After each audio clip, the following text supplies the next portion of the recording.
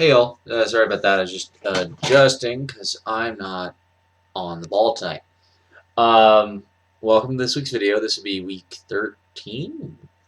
And this week's video is going to be on sort of Aspies versus Sociopaths. This is something I get asked often enough. Um, Now, as I've said before, I'm not a psychologist. I'm not a sociologist. I'm not a psychiatrist. I'm not an ist anything. I'd like to be a scientist. Um, Maybe there's probably an ist that I'd love being, but I'm not any. Um, so uh, the thing that I think makes everyone think that Aspies and sociopaths are related or can be mistaken, and I'm saying this having met both. Having met both, if you put an Aspie, take a normal, you know, not a lot of Asperger syndrome, a small amount, just sort of a nice middle of the range, just sort of generic severity of Aspie. And I know that we're all very different, but there really is like mine is sort of mild compared to a lot of people's. Sort of being that I have some very strong problems, but I have an awful lot of mild ones. So, but take a middle of the road Aspie and take a middle of the road sociopath and put them in a room together and you'll find one guy who's sort of a confused, maybe belongs in Silicon Valley, another guy that really should be working for like the Joker, or I don't know, League of Supervillains or something like that. I mean, or in charge of a business, like a CEO. So. Sorry, it's allergy season around these parts.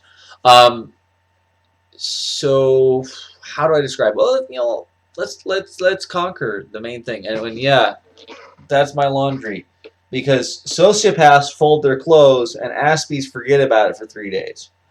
Um, and sort of my room is in current disarray armor projects and with armor projects and fixing the truck and emptying out a storage unit and refurbishing. So if you saw, by the way, everyone, so that's the shield that's going to be the new one. That's the shield, the little blue thing in the background. That's the shield that I'm turning into a center grip. And then there's one that you can't see because it's in the closet. It's in the closet. It's my buckler, and that's the one that I have to sort of widen out the grip because I can barely get my uncovered hand in there, and it's not legal to fight in the SCA with an uncovered hand, at least in the West with a buckler.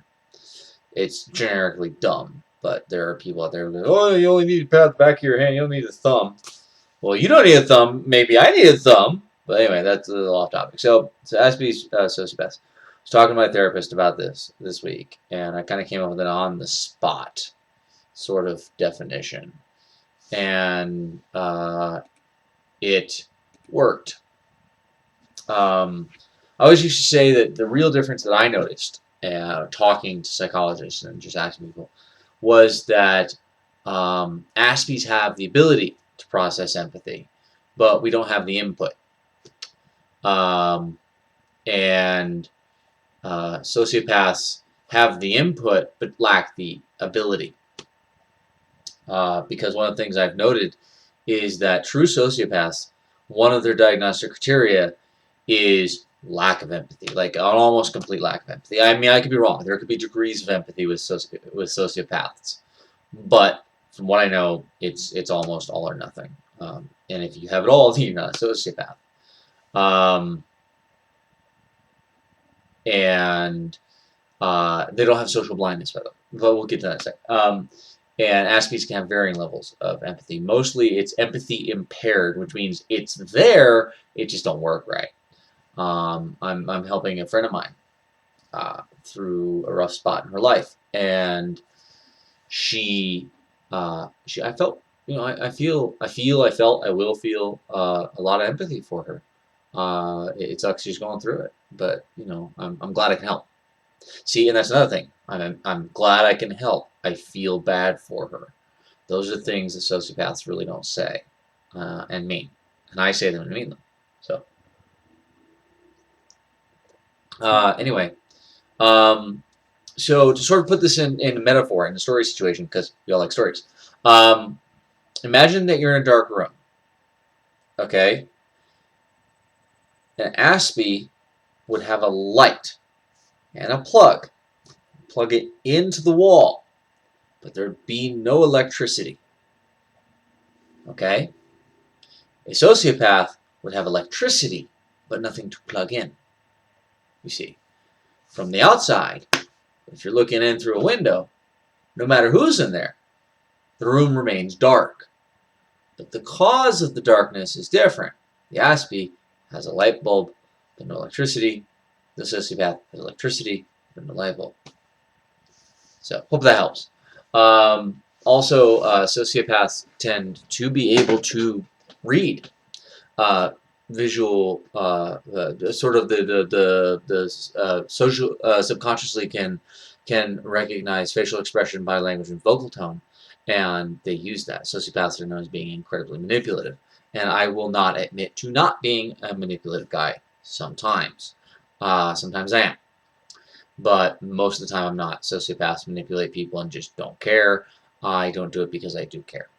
So, while it would seem from the outside that we're very, very similar in very key, very important ways, we're rather different. And we're so different that we don't sit on the spectrum. I don't know what sociopathy is. I really don't know. Is it a pervasive developmental disorder? Is it something else? I could look it up. I probably should have, but I didn't. I'm not going to bore you looking it up now. I might look it up later. So I don't know where it is on the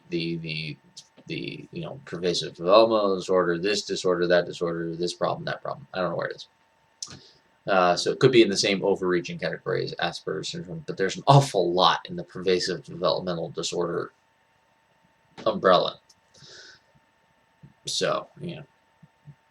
I do know, having met a psychopath, that I'd much rather deal with sociopaths than psychopaths. Although it's not all, neither of them are, well, they're more prone to be killers and more prone to be nasty than other things. They're really not, either one of them, pleasant to be around. So, and unless you are studying psychology, I don't recommend you seek them out to see what it's like. You've probably run into them before. You'll probably run into them again. It ain't fun, usually. I think I've dated a sociopath once, although I'm pretty sure everyone says that. I never did a psychopath, thankfully. And yeah, although I am related to one, as I've said, I'm related to a psychopath who's in prison for murder. So there's that. I'm trying to think of more stuff. It's 8.5 minutes right now. Who here likes to cook? I don't know. I forgot what I was going to tell you. Questions, comments.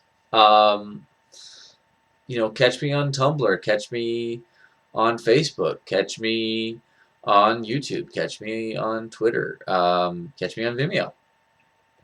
Although Vimeo does run about a week behind. That's just because of their upload limits. Good news. Your favorite web host may be getting a job that would be a $1,800 a month raise in what I'm making, which would mean that I don't know if these videos will get better, but you might see me changing location because I'll be moving. Also, I went to therapy, talked to the therapist, had 2 sessions this week, calmed her down. Turned out that she wasn't terribly in fear, but we had missed a few sessions because she had surgery, so we got to do a little catching up. I had a lot of stuff happen in my life anyway, so I did do the session. Convenient excuse. I definitely needed the time, and so the whole suicide thing worked out. At least I got that benefit out of it. Mom update. I have unfriended her on Facebook. I have taken her off my family list, and she's upset at some things I said online, and oh wait, that's the member of the family that I'm having problems with, is my mom. So anyway, We basically, we're going to sit down, we're going to chat.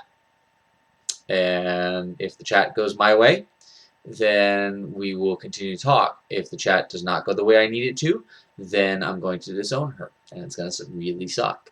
It's going to really, really suck.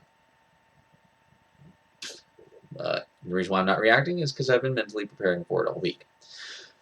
Be well. Love fluff. Be kind to fluffy, awesome dogs. Love your spouse. Eat good food. Have awesome times. I'll see you next week.